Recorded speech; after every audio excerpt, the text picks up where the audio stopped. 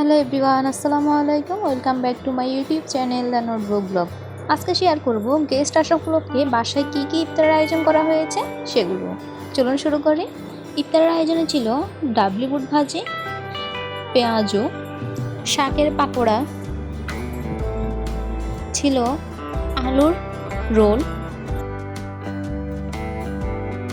এই রেসিপিটি আমি কিন্তু আপনাদের সাথে শেয়ার করব খুব শীঘ্রই। আমি আপলোড করব এই রেসিপি, তাই চ্যানেলের পাশে থাকবেন।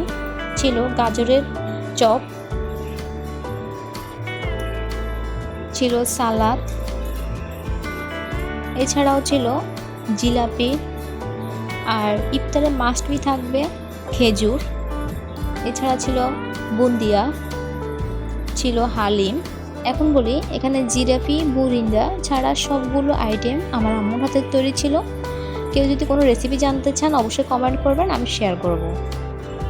এরপরে ছিল পুডিং। এই পুডিংয়ের রেসিপি কিন্তু আমি অলরেডি শেয়ার করেছি, যারা দেখেন নাই তারা অবশ্যই দেখে আসবেন। আর ছিল ফল, ফলের মধ্যে ছিল তরমুজ, আনারস। তরমুজের কালারটা দেখুন, অসাধারণ। ছিল আনারস, মুড়ি, শরবত, এছাড়া আরও অনেক কিছু ছিল। এটা ছিল তেঁতুলের টক। এটা ডাবলি বুট দিয়ে খেতে অনেক মজা, কিংবা আপনারা বুট দিয়ে খেতে অর্থাৎ ছোলা বুট ভাজি দিয়ে খেতে অনেক মজার হবে। আমরা ফুচকা চটপটির সাথে যে তেঁতুলের টকটা খাই, সেম ওই রকমই অনেক মজার এই তেঁতুলের টকটা। একবার হলো বুট ভাজি কিংবা মোড়ল ভাজির সাথে খেয়ে দেখবেন, খুব মজার। আর এই ছিল ফুল টেবিলের ফাইনাল লুক ইফতারের আয়োজনের। আর একটা মজার আইটেম ছিল, সেটা হচ্ছে দধির শরবত। এই ছিল দধির শরবত। এই শরবতটা কিন্তু অসাধারণ খেতে। আপনারা যদি এটা রেসিপি জানতে চান তাহলে কমেন্ট করবেন, আমি পরবর্তীতে আপনাদের সাথে শেয়ার করব। এই ছিল ফুল ইফতারের টেবিলের ফাইনাল লুক। এই ছিল ইফতারের মেনু। এই পর্যায়ে বলবো, যারা নতুন, যারা এখন আমার চ্যানেলটি সাবস্ক্রাইব করেন না, তারা অবশ্যই আমার চ্যানেলটি সাবস্ক্রাইব করেন, পাশে থাকা বেল আইকনটি অন করে দেবেন। তাহলে পরবর্তী ভিডিওগুলো আপনারা খুব সহজেই পেয়ে যাবেন। আর যারা সাবস্ক্রাইব করেছেন, যারা পাশে আছেন, তাদেরকে অসংখ্য ধন্যবাদ।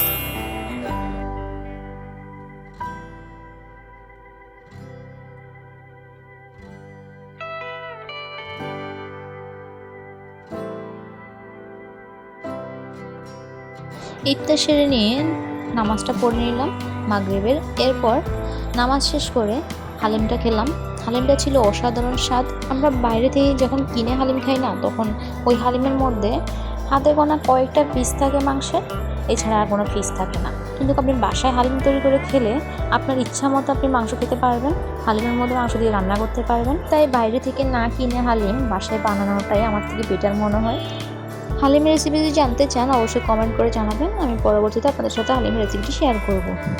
হালিম খাওয়া শেষ করে কিছুক্ষণ টিভি দেখলাম। এরপরে এশার নামাজ আজান দেওয়ার পরে এশার নামাজটা পড়ে তারাবি নামাজ শেষ করে দেন চা বানাতে চলে গেলাম।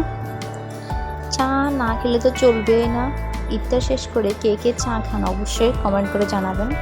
যারা চা লাভার তারা তো এটা মিস করবেন না।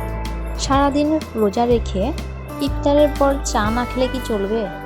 যারা চা লাভার তাদের তো চলবেই না। কারা কারা আছেন চা লাভার অবশ্যই কমেন্ট করে জানাবেন।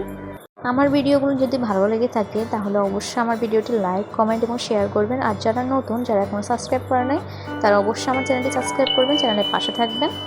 যারা সাবস্ক্রাইব করেছেন তাদেরকে অসংখ্য ধন্যবাদ। আমার চাটা তৈরি, এখন আমি চাটনি দিয়ে ছেঁকে নিচ্ছি, দেন পরিবেশন করলাম। কেক দিয়ে চা খেয়েছেন কে কে অবশ্যই কমেন্ট করে জানাবেন। আমি ফার্স্ট টাইম খেলাম, আমার থেকে খুব ভালো লেগেছে, খুব মজার কেক দিয়ে চাটা খেতে। একটা মিউজিক শুনছিলাম, সাথে চা খাচ্ছিলাম। এই ছিল আমার রমজানের রোজার একটা দিনের ইফতারের আয়োজন, সাথে ইফতারের পরবর্তী কী করলাম সেগুলো। আজকের ভিডিও এ পর্যন্ত। পরবর্তী পর্ব দেখার জন্য আমন্ত্রণ রইল। আল্লাহ হাফেজ।